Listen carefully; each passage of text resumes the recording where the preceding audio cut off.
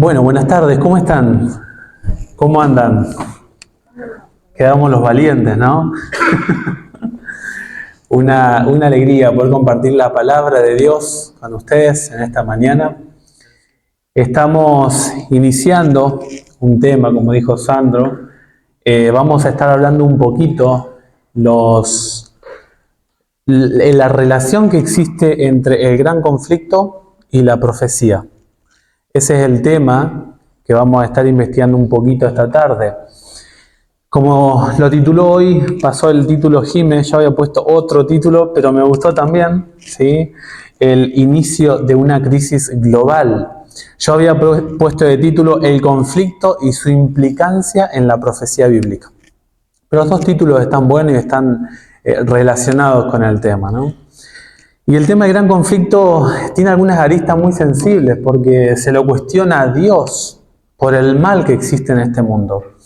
Si no entendemos bien el tema del gran conflicto, muy probablemente vamos a malinterpretar el carácter de Dios o lo vamos a representar de una forma errada, equivocada. Por eso es crucial, a la luz de la Biblia, investigar las cuestiones del gran conflicto. No se sabe todo, pero la luz que tenemos es más que suficiente para entender algunas cuestiones. Primeramente, el mal no lo originó Dios. Dios hizo un ser que era, según la Biblia, perfecto, hermoso y sabio. O sea, el mal jamás estuvo en la criatura llamada Lucifer. Por otro lado, Dios, cuando nos muestra la existencia del mal, la Biblia muestra claramente de que Dios te hizo libre. Dios nos hizo libres. ¿Por qué?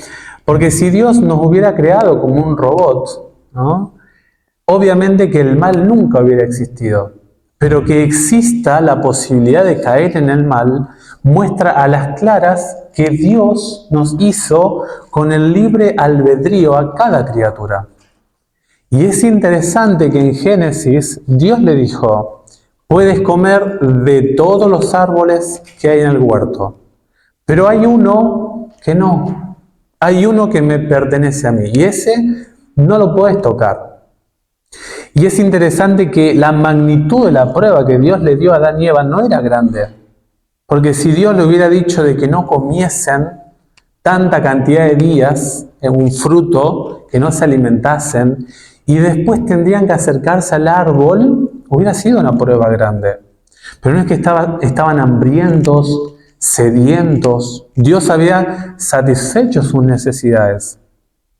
Y la propuesta de Dios justamente era ese espacio donde el ser humano iba a elegir a Dios o el plan mentiroso del maligno. En el año 2000, a ver que estoy haciendo memoria, 2015 me estaba recibiendo ya en la carrera de teología y saben que en una iglesia que me tocó, no importa qué lugar, pero iba a hablar acerca de este tema del gran conflicto.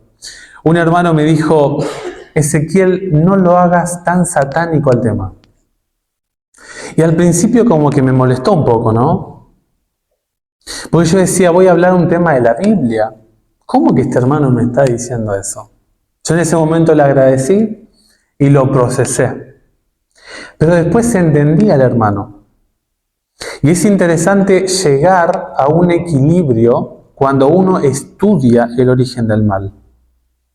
Porque si nosotros no conocemos al adversario, no sabemos a qué nos vamos a enfrentar. Pero también corres el riesgo de entrar en el mundo oscuro del maligno. Y el mundo oscuro del maligno atrapa la mente humana, lamentablemente. Por eso a la gente le gusta, le agrada ver cosas de terror, ver cosas de zombie, ver cosas fantasmales. Al ser humano le agrada el terreno de lo oculto. Nosotros cuando leemos el contenido bíblico tenemos que ser un poco cautos en este sentido. Conocer al maligno, pero hasta cierto punto. El apóstol Pablo dijo esto para que Satanás no se aproveche de nosotros. Y luego él cierra en 2 Corintios 2:11, dice, pues ya conocemos sus maquinaciones malignas. Fíjate que el texto te da dos consejos.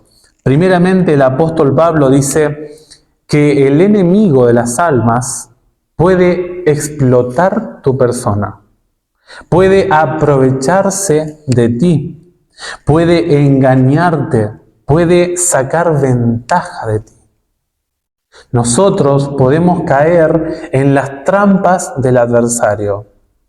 ¿Cómo no caerás en esas trampas? Bueno, la última parte del texto dice, pues ya conocemos sus maquinaciones malignas. Y esta palabra maquinaciones tiene que ver con los propósitos, tiene que ver con conocer el intelecto. No sé si les pasa por ahí a los casados, ¿no? Que estamos 5, 7, 8 años casados y ya sabemos cómo el otro piensa. Ya sé qué estás pensando, ¿no? Bueno, el apóstol dice, ten una relación con el enemigo, que sepas la forma en que él procesa las intenciones para tu vida espiritual. Fíjense que la hermana Elena G. de White escribió unas citas fuertes. Cuando uno lee, de paso yo creo que Elena G. de White es profeta. Yo no sé si todos los que estamos acá tenemos argumento bíblico para decir que ella es profeta de Dios. Pero ella escribió algunas citas que están en el capítulo 31 del Gran Conflicto, muy serias. ¿Saben cómo titula ella este capítulo? El peor enemigo del hombre. Y luego un par de capítulos más, escribe un capítulo lleno titulado Las acechanzas del enemigo. Es decir, tenés que saber que en el marco de la vida cristiana hay un conflicto.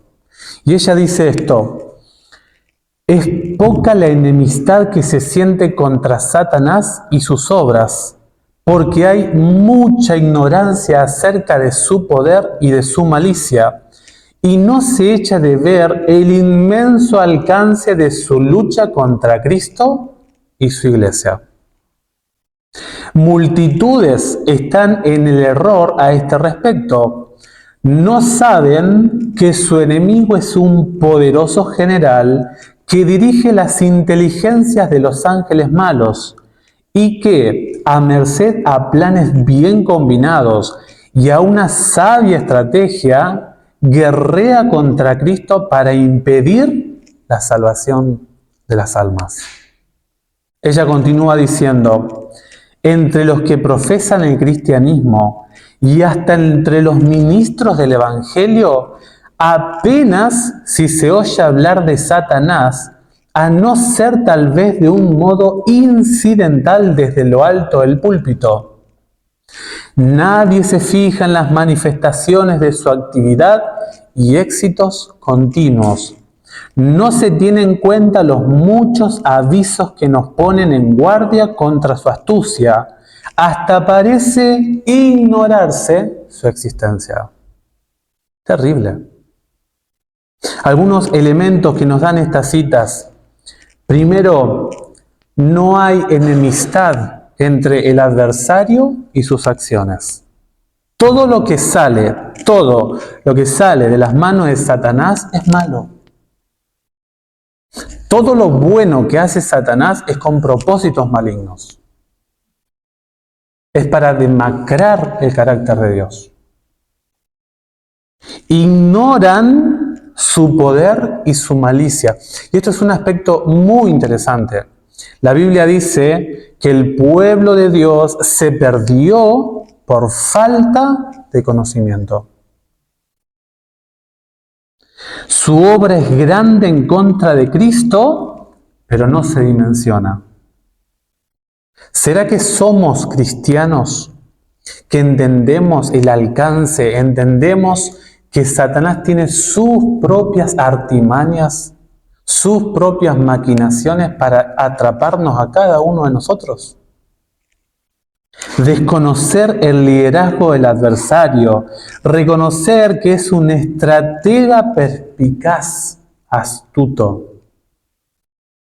Elena G. de White dice que se desconoce, se olvidan las mentes frágiles, humanas, que este ser lidera mentes que son más poderosas que la raza humana. Y la humanidad se atreve a jugar con este ser. El cristianismo apenas deja oír acerca de este ser. ¿Por qué la profecía en el gran conflicto es importante? Porque la Biblia desde un mismo inicio decía que iba a existir en este mundo donde el proyecto del mal se extendió. Porque el proyecto del mal no nació en la tierra. El proyecto del mal nació en el cielo, en la morada de Dios. Y hoy estudiábamos en la escuela sabática, ¿no? La hora de su juicio ha llegado. O sea, el ser al que se le está reclamando justicia, misericordia, no es al pecador, sino que es al Creador. El juicio, hermanos, no es para Dios. Dios es el que está en el estrado del juicio. A Dios se lo considera culpable. Entonces lo que hace el juicio es reivindicar a Dios.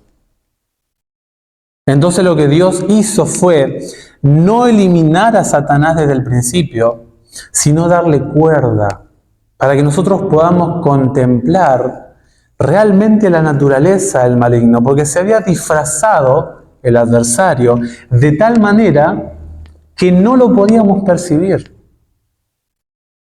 Los seres angelicales no podían entender lo que Dios hubiese hecho si es que lo hubiese matado.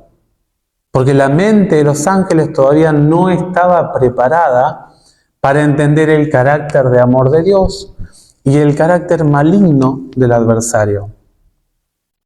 Por eso Dios decidió trabajar con paciencia con las mentes del universo. Y la primera profecía que se encuentra en la Biblia en relación al adversario es Génesis 3:15. Y dice el pasaje, si lo quieren después buscar: pondré enemistad entre ti y la mujer, y entre tu simiente y la simiente suya, y ésta te herirá en la cabeza y tú le herirás en el talón. Es tremendo este pasaje. No lo vamos a investigar de forma profunda, pero simplemente, ¿qué decía la profecía? Esta profecía predecía que a lo largo de los siglos el conflicto lo tendrían todas las razas humanas. Este pasaje, hermanos, está en un contexto muy triste de la Biblia. Está en un contexto donde la raza humana caída estaba sin esperanza. Y donde el virrey de Dios, que era Adán, tuvo que bajarse del estrado de virrey y subió el adversario a administrar todo lo que el mundo tenía dado por Dios. En este pasaje, Dios está diciendo, lamentablemente, va a haber un conflicto en todas las edades de todas las razas humanas. Esta enemistad, dice Dios, enemistad pondré. Esta enemistad que es colocada en la criatura humana no es natural.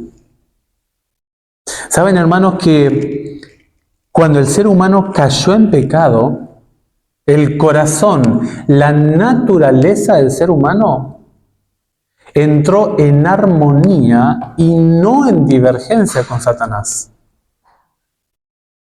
O sea, el corazón de todos los seres humanos que vendrían después de Adán y Eva cuando cayeron en pecado, se unieron al adversario y estaban en total armonía. Pero Dios le habló a la serpiente y le dijo: voy a hacer algo en contra de tu plan. Voy a entregarle al ser humano que desee pelear en contra de la naturaleza que tú has descargado en toda la genética humana, si Él lo desea. Enemistad pondré. Tanto el ser humano como Satanás se volvieron malos. El ser humano, en su estado edénico, cuando cayó en pecado, se volvió en armonía con la propuesta del adversario. El ser humano se deleitaba. Miren ustedes, por ejemplo, casi en la época del diluvio, todo pensamiento, dice la Biblia, procedía para mal. 8 personas, y la Biblia dice solamente que Noé era justo a los ojos de Dios. El mal casi fue como una avalancha que atacó y alcanzó a todas las sociedades de la época. Y Dios dijo, tengo que hacer algo, tengo que purificar la tierra. Y acá dice el pasaje que Dios se interpuso. Si no lo hubiera hecho Dios, Satanás y el hombre se hubieran aliado, hubieran entrado en alianza. Dios le estaba diciendo a Satanás, mira Satanás, los esfuerzos que quieres hacer para retener al ser humano en tus garras, yo te los voy a contrarrestar. Le voy a dar la oportunidad al ser humano, lo voy a equipar para que él pueda vencerte. En el Antiguo Testamento el programa era el santuario terrenal, mirando todos los pasos que iba a hacer el sacerdote en relación a la ofrenda que traía el pecador, la muerte de la víctima y la sangre que ingresaba al santuario. El pecador observaba todo el plan de la salvación. El pecador en el Antiguo Testamento, cuando miramos el santuario, hermanos, tenemos una descripción pedagógica, una didáctica que solo Dios puede hacer en el santuario, enseñándole a la raza humana el secreto para vencer al maligno. Y nosotros hoy en nuestra época miramos lo que pasó cuando Jesús murió. Dice que el velo se rasgó de arriba hacia abajo, el santuario terrenal ya no funciona más y toda la tipología, o sea, todos los símbolos del Antiguo Testamento encontraron su antitipo, su realidad en Cristo. Y nosotros sabemos que Satanás quiso retener a Cristo en la tumba y no pudo. El ángel descendió, movió la piedra y sacó al Salvador de este mundo. Por eso Cristo en Apocalipsis 1 dice, ¿no? Estuve muerto y ahora vivo. Y tengo las llaves del sepulcro.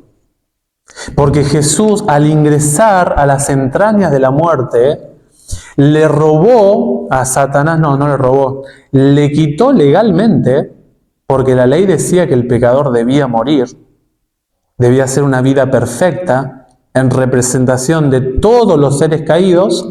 Jesús vino, vivió una vida perfecta, murió una muerte perfecta, y legalmente ahora el príncipe de este mundo le entregó las llaves al Señor Jesús. Y el Señor Jesús, cuando sale de la tumba, todos los que crean en Él ahora pueden vivir eternamente. Todos los que creyeron en el Antiguo Testamento, todos los que por fe murieron, obtuvieron el crédito de la salvación, en el plan de salvación que estaba figurado en el santuario, ahora tenían perdón. La gracia de Cristo estaba en la frase, enemistad pondré. Le entregaré al ser humano la posibilidad de vencerte. Y ahora hay un cambio en la raza humana.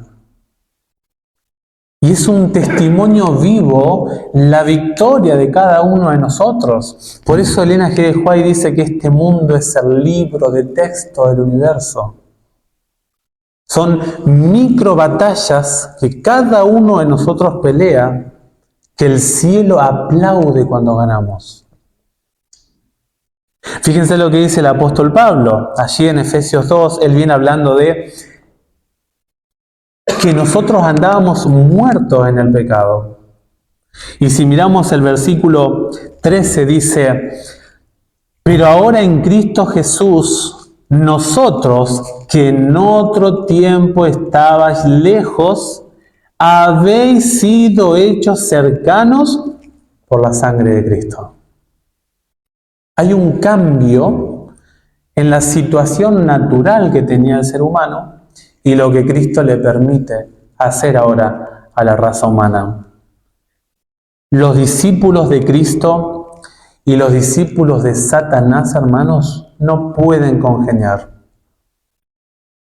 No pueden estar en armonía. Donde está Satanás no puede estar el Espíritu de Cristo.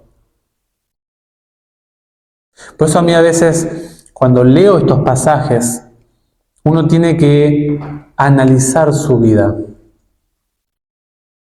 ¿Cómo yo puedo ver algo en la televisión, en el celular, que no está en armonía con Dios? Y el conflicto se extiende a cada una de nuestras vidas, hermano, de una forma particular. Cada uno sabe con la lucha que está teniendo diariamente.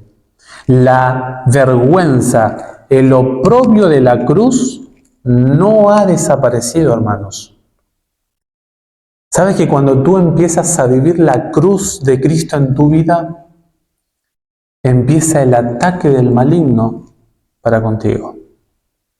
Dice el apóstol Pablo: todos los que quieran, noten que está la voluntad humana, todos los que quieran vivir piadosamente en Cristo, una vida pura, una vida en armonía al cielo, dice, padecerán persecución. Todos. Todos, y ahí no sale ninguno. Por eso la vida cristiana, hermanos, es una lucha desde que te levantás. Porque desde que te levantás no tenés ganas de agarrar la Biblia. No tenés ganas de orar. Porque tu carne, tu cuerpo, tu mente te dice: quédate a darme un ratito más. ¿O no? ¿O me pasa a mí nomás? El cuerpo te dice: dale 10 minutos más. ¿Y saben que entra allí en juego lo que dice el apóstol Pablo? Cada día muero. Tengo que decir a mi cuerpo: cuerpo, cállate y levántate.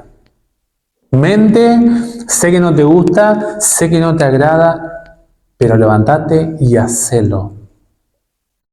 Y te postrás en tu cama y le pedís a Dios que te dé victoria en ese día. Conclusión. Vamos concluyendo. ¿Cómo saber si estoy más cerca del enemigo o más cerca de Dios? En este marco del conflicto, esta enemistad que pone Dios va a ser en mayor grado o va a ser en menor grado dependiendo de cuánto te familiarizas con el pecado. Dependiendo de cuál sea la calidad de tus vínculos, de todo lo que el pecado te ofrece, esa enemistad va a ser mayor o va a ser menor.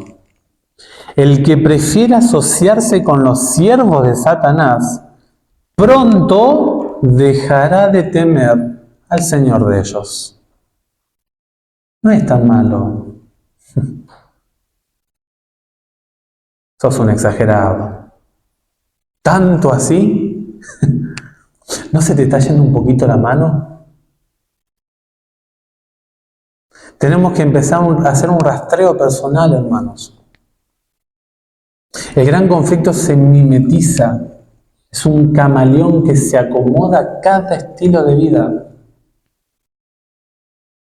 Y si nosotros dejamos que ese estilo de vida cada vez se arraigue más en nosotros, pronto vas a dejar de ver como malo al adversario de Dios. Y vas a ver un poquito exagerado al hermano que te habla de las cosas de Dios. Esta enemistad entre el adversario y yo va a crecer más o va a ser más debilitada dependiendo cuánto nosotros nos acerquemos al pecado. ¿Saben que Dios ha dado armas militares al cristiano para vencer el mal? El apóstol Pablo habla allí en 2 Corintios 10:4 de que Dios ha dado armas de la milicia celestial.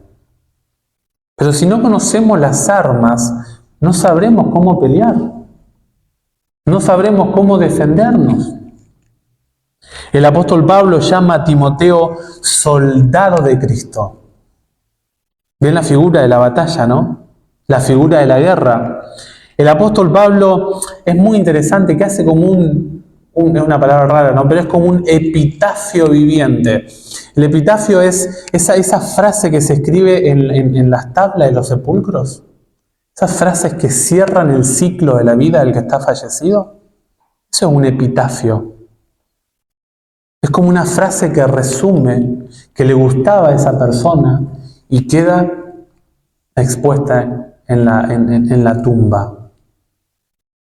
¿Saben que él cierra con un epitafio viviente su carta a Timoteo desde Roma? Él sabe que no va a salir con vida de allí. Y él dice, he peleado la buena batalla.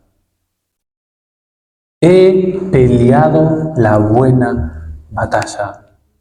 Hermano, pelea la buena batalla. Hay una buena batalla por pelear. Hay una batalla por el que sí tenemos que cortar el sueño, cortar la comida, hacer un esfuerzo físico. El apóstol dice, ustedes no han tenido pruebas que lleguen hasta derramar sangre. Pero llegará el momento de esa prueba a cada uno de nosotros. El apóstol le dice a Timoteo, te encargo que milites la buena batalla. Y este es el término que se usa en el espíritu de profecía. La iglesia de Cristo, hermanos, es una iglesia militante. Es una iglesia enérgica que cada día se programa, se levanta, tiene un plan de acción. De ahí viene el término los militares. Son un grupo de personas que cada día se capacita, se prepara, se entrena para las cosas no del mundo, sino de Dios. Las armas del cristiano, dice el comentario bíblico, se forjan en el arsenal del cielo y están a su disposición mediante el ministerio de los ángeles. Esas armas incluyen la verdad tal como se presenta en la palabra de Dios. También está el poder de Cristo y el poder del Espíritu Santo. Hermanos, si no leemos la Biblia, si nosotros no dedicamos un tiempo a la oración, si no dedicas tiempo a cultivar tu comunión con Dios, no vas a vencer. No voy a vencer. Este mensaje es primero para mí, hermanos. Pero tenemos que estar cada día analizando nuestra mente, analizando nuestro cuerpo. ¿Cómo está nuestra comunión con Dios? ¿Te estás vistiendo de la armadura de Dios diariamente? ¿Eres consciente del gran conflicto que existe hoy en día? Porque esto es recién la introducción. Ahora vamos a ver después en los estudios subsiguientes cómo este gran conflicto se desarrolla en la tierra. Recién Satanás estaba preparando acá en el jardín del Edén. Él empezó a perfeccionar sus estrategias. Y hoy en día, con 6.000 años de antigüedad de este mundo, te conoce así. Hay un pasaje del profeta Jeremías que me gusta mucho, que cuando lo leí me gustó, me ayudó, me dio confianza y quiero regalártelo. Dice allá en Jeremías 20:11, es muy interesante porque Jeremías está luchando con un sacerdote, hermanos. Sacerdote Pasur, hijo de Imer. Un pastor de la Biblia. Le estaba haciendo la vida imposible al profeta. Y allí viene la exclamación de Jeremías, ¿no? Dice: Señor, yo no quería servirte. Me propongo decirle no a Dios y siento un fuego en mis huesos. Y termina exalzando a Dios. Pero entre esa angustia que tuvo Jeremías y la exaltación a Dios, viene esta declaración de fe. Pero el Señor está conmigo como poderoso gigante. Por lo tanto, los que me persiguen tropezarán y no prevalecerán. Serán avergonzados en gran manera, porque no prosperarán y no prevalecerán. Serán avergonzados en gran manera. La victoria está con Dios. No hay otra. No se puede, dijo Cristo, servir a dos señores. Porque o amarás más al uno y odiarás al otro, o estarás odiando más al otro y amarás más al uno. No se puede servir a Dios y al diablo. La pregunta de esta noche es: la crisis global la tenemos en este mundo. Todo el que estudia la Biblia debe saber que el gran conflicto llegará tarde o temprano, de cierta forma o de otra, a su vida. La tenemos a la crisis global. Ahora, ¿conocemos las maquinaciones de Satanás? Si no conoces las maquinaciones de Satanás, él se va a aprovechar de ti. Ojalá que en nuestra vida de forma personal, privada, donde ni el pastor ni anciano, nadie te ve, podamos ser victoriosos en Cristo Jesús. Que tengan linda semana, que Dios les acompañe, peleemos la buena batalla del Señor.